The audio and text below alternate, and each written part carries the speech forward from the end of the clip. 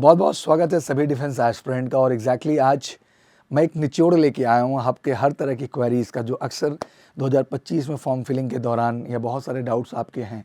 तो मैंने सोचा एक वीडियो ऐसी कर देते हैं शॉर्ट पीरियड में, जिसमें आपके हर तरह के डाउट्स का जवाब एक साथ मिल जाए। डू यू नो दिस, क्या आप ये जानते हैं? मेजर डाउट्स क्लियर, हर तरह के डाउट्स जो आपके जुड़े हुए हैं आर्मी नेवी एयरफोर्स को लेकर के, कमीशन नॉन कमीशन एंट्रीज़ को लेकर के, उनका एक शॉर्ट वीडियो मैं दे रहा हूँ जिसमें हर तरह की क्लैरिटी आपको मिल जाए। और ये वीडियो शेयर भी ज़रूर करिएगा, बिकॉज़ ये वीडियो जो है बहुत सारे बच्चों को मदद करेगा जिनके इस तरह के डाउट्स फौज से रिलेटेड रहते हैं। एनडीए एग्ज़ाम में गर्ल्स की कितनी सीट मिलती है, अक्सर ये प्रश्न स्ट्रांगली आता रहता है। तो आप अक्सर ऐसे ही देखते हैं कि आर्मी में 208 सीट, नेवी में 42, एयरफोर्स में जो है अराउंड 120 सीट्स हैं, नेवल अकेडमी में 36 सीट हैं। टोटल आंकड़ा बन जाता है 406 का। बट 406 में आखिर गर्ल्स को अपॉर्चुनिटी कितनी है? तो seat for the girls army के लिए 10, नेवी के लिए 6, एयरफोर्स के लिए 6 और नेवल अकेडमी के लिए 5। अगर मोटा मोटा हम देखें यहाँ पे तो अराउंड 27 सीट्स जो हैं वो गर्ल्स के लिए रिजर्व की जाती हैं नेशनल डिफेंस एकेडमी के अंतर्गत। और एक अच्छी बात कि अब ये सीट जो 400 हुआ करती थी या इससे बिलो भी कई बार आई है, अब वो बढ़ के 406 सीट हो गई है। एनडीए एग्ज़ाम में एनए ब्रांच वालों की ट्रेनिंग कहाँ और कैसे होगी? एनए मतलब नेवल एकेडमी वालों की ट्रेनिंग इंडियन नेवल एकेडमी में होगी और ट्रेनिंग की ड्यूरेशन 4 साल की यहाँ होती है, क्योंकि एनए में जो जाते हैं वो सबके सब बीटेक करते हैं नेवल एकेडमी के तहत जो जाते हैं। तो एजीमला केरला में इनकी ट्रेनिंग होती है नेवल एकेडमी के अंतर्गत। और जहाँ ये एनए वाले जाते हैं वही जो 10+2 navy BTech entry direct SSB की जो होती है, वो भी कैंडिडेट शॉर्टलिस्ट होकर सेलेक्ट होकर के फाइनली नेवल एकेडमी का हिस्सा बनते हैं। एनए और हमारे जो 10+2 navy BTech entry direct SSB 2 बार आती है और 2 बार एनए, इनकी ट्रेनिंग हमेशा ज्वाइंट प्रक्रिया में रखी जाती है। The naval cadets are selected for the executive branch of the navy on passing out from the National Defence Academy. ध्यान रखिएगा, the naval cadet are selected for the executive branch of the navy on passing out from the National Defence Academy and are given further training at the Indian naval academy Ezhimala for a period of 1 year on successful completion of which they are promote to the rank of sub lieutenant. मतलब जो navy के तहत select किए जाते हैं candidate, उनको भी वहाँ पे एग्जीक्यूटिव ब्रांच ही मिलता है, बट वो लेकिन वो एग्जैक्टली 3 साल की ट्रेनिंग कंप्लीट करके 1 year स्पेसिफिक ट्रेनिंग के लिए जाते हैं नेवल एकेडमी में। And selected candidate for the naval academy 10+2 cadet entry scheme will induct as a cadet for 4 year BTech course in the applied electronics and communication engineering for executive branch. देख सकते हैं आप यहाँ पे। Parallelly, mechanical engineering for the engineering branch and including naval architect specialized in electronics and communication engineering for electrical branch as per the naval requirements. On completion of the course, BTech degree will be awarded by the Jawaharlal Nehru University, JNU.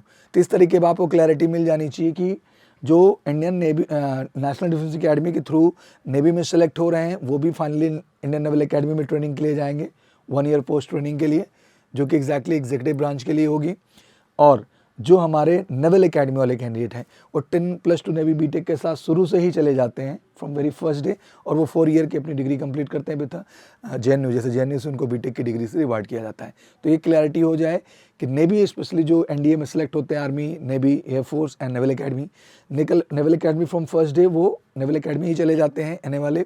But जो navy वाले हैं वो 3 साल NDA में रहते हैं, but 1 साल के लिए वो पोस्ट कमीशन ट्रेनिंग के लिए अपना नेवल एकेडमी में जाते हैं। और 10+2 नेवी बीटेक वो शुरू से ही नेवल एकेडमी का हिस्सा बनते हैं। तो एग्जैक्टली ये सब होते टेक्निकली एक ही साथ पास आउट करते हैं अपने टेक्निकल ब्रांचेस के लिए, बट ये अलग अलग लोकेशन से सेलेक्ट करके वहाँ पर भेजे जाते हैं।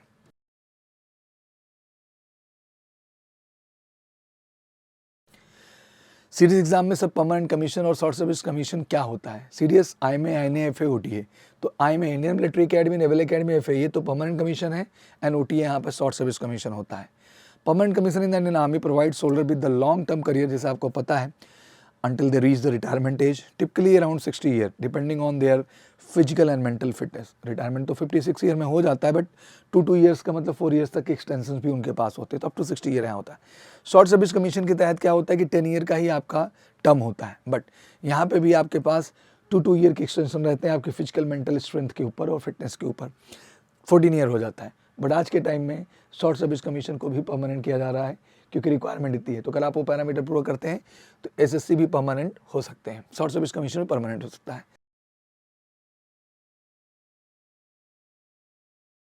सीपीएफ असिस्टेंट कमांडेंट एग्जाम में रिटन एग्जाम के बाद क्या होता है? ऑब्वियसली पहला पेपर तो रिटन ही है, दूसरा भी जो है वो रिटन ही है, बट वो डिस्क्रिप्टिव है और एक ऑब्जेक्टिव है। फिर आप अपने फिजिकल एफिशिएंसी टेस्ट के लिए जाते हैं, फिर अपने पर्सनल इंटरव्यू और पर्सनालिटी टेस्ट में आप जाते हैं। तो ये प्रोसेस होता है। पीटी के बाद आपका मेडिकल भी हो जाता है, उसके बाद अपने इंटरव्यू एंड पर्सनालिटी टेस्ट में। तो ये जर्नी पूरी स्टेजेस में बटी हुई है। पेपर पैटर्न की बात कर लें तो 125 क्वेश्चन होते हैं, 2 मार्क्स का ईच क्वेश्चन होता है, 250 मार्क्स बनते हैं टोटल। 2 घंटे का आपका पेपर होता है। डिस्क्रिप्टिव में 6 to 7 टाइप के क्वेश्चंस पूछे जाते हैं। जनरल स्टडीज़ एंड ऐसे कॉम्प्रहेंशन, इसमें आपका असे है, कॉम्प्रहेंशन पार्ट है, रिपोर्ट राइटिंग है, आपका प्रेसी है, और पैरेलली आप ग्रामर पार्ट में सिंटैक्स हुआ, प्रीपोजिशन पार्ट हुआ, ये सब चीज़ें भी इसमें पूछी जाती हैं। तो टोटल 200 मार्क्स का वो भी पेपर हो जाता है। वहीं फिजिकल पैरामीटर देखें तो 800 मीटर के रेस 4 मिनट 45 सेकंड में जो है फीमेल के लिए, और मेल के लिए 3 मिनट 45 सेकंड है। 100 मीटर रेस मेल के लिए 16 सेकंड है और फीमेल के लिए 18 सेकंड है। शॉर्ट पुट जो है 7.26 kg का है, केवल मेल को फेंकना होता है 4.5 मीटर तक, फीमेल के लिए नहीं है। लॉन्ग जंप 3 चांसेस मिलते हैं, 3 मीटर इसमें है, 3.5 मीटर मेल कैंडिडेट्स के लिए है।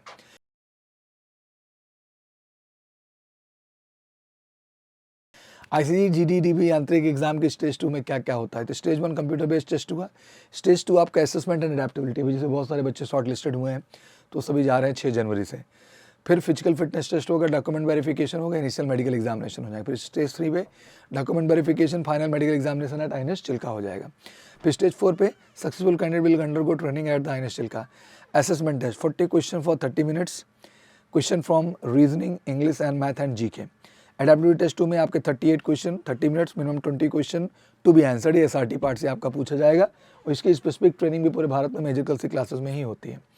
क्या बीए बीएससी के लिए एफकैट क्लियर कर सकते हैं? तो बिल्कुल बीए बीएससी कैंडिडेट एफकैट के लिए अप्लाई कर सकते हैं। फ्लाइंग ब्रांच के लिए भी, विपिन सिस्टम ब्रांच के लिए भी, एडमिनिस्ट्रेटिव एंड लॉजिस्टिक ब्रांच के लिए भी, और एजुकेशन ब्रांच के लिए। अब इसमें डाउट आपको फ्लाइंग ब्रांच का होगा तो बिल्कुल डाउट ना करें।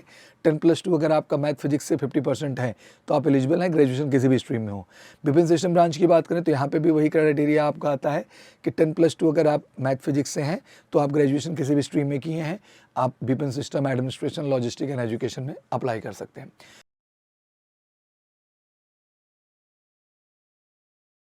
Navier sir MR new vacancy कब आएगी? तो देखो नोटिफिकेशन डेट अगर हम पिछला रिकॉर्ड उठा के पूरा देखें और उसके बाद जो इधर एक इनटेक हो उसको भी देखें। अब देखो इसमें टेक्निकली अगर 2/2023 जब से दोनों इनटेक एक साथ होने लगे, सेकंड वाला और फर्स्ट वाला, तो इस बार सेकंड 2025 और फर्स्ट 2026 का करेंगे। तो अगर हम सेकंड 23 और फर्स्ट 24 देखें तो 29 मई को आया था। वहीं जब हम सेकंड 24 और 1 2025 देखें तो 13 मई को आया। फिर यहाँ पे देखें स्टेज 1 एग्ज़ाम 8 से 11 जुलाई, इनका 9 से 15 जुलाई। स्टेज 1 रिजल्ट 17 अगस्त था, इनका 9 अगस्त था। स्टेज 2 एग्ज़ाम डेट इनकी 17 अगस्त से शुरू हो गई थी, मतलब स्टेज 2 एग्ज़ाम डेट आउट कर दिए थे इन्होंने 9 अगस्त को, मतलब सेम डेट पे ही कर देते हैं। स्टेज 2 रिजल्ट जो आया था वो 27 अक्टूबर को, इधर 23 अक्टूबर को। तो इस हिसाब से इस पूरा शेड्यूल क्लियर हो गया। तो बिल्कुल एज लिमिट 1 नवंबर 2004 से 30 अप्रैल 2008 है। Mid July, second week of August आई जाना है, और last week of October, first week of November आपका जो है ज्वाइनिंग प्रक्रिया शुरू हो जाएगी। तो बड़ा क्लियर कट चार्ट है, तो इसको बहुत ज़्यादा आप जाके कई मंच पे पूछने की ज़रूरत नहीं, पूरी क्लैरिटी है। इसी तरह फॉर्म आएगा, अहम है तैयारी में लगना, उसके लिए ज़रूर कहूँगा आप सब लगिए। और ये जो मल्टीपल कोर्सेज़ की बात करें, मल्टीपल अपॉर्चुनिटीज़ की, सब बहुत बेहतरीन है। और इस समय तो हम बिल्कुल दिसंबर लास्ट वीक में न्यू ईयर के उपलक्ष्य में ज़बरदस्त ऑफ़र भी दे रहे हैं, हर तरह के कोर्सेज जो मैंने आपको डिस्कस किए हैं। तो बिना देरी किए हम किसी के साथ जुड़िए बेस्ट प्रिपरेशन के लिए, श्योर शॉर्ट सिलेक्शन के लिए। तो बिल्कुल उसके लिए कॉल करना है 9696330033 पर। और कोई भी क्वेरीज हो तो कमेंट सेक्शन में जरूर डालिए, वीडियो शेयर भी करिए, बहुत महत्वपूर्ण है। मुझे लगता है कि बहुत सारे अपडेट बच्चों को इस वीडियो के माध्यम से मिल पाएंगे। Thank you so much. जय हिंद, जय भारत।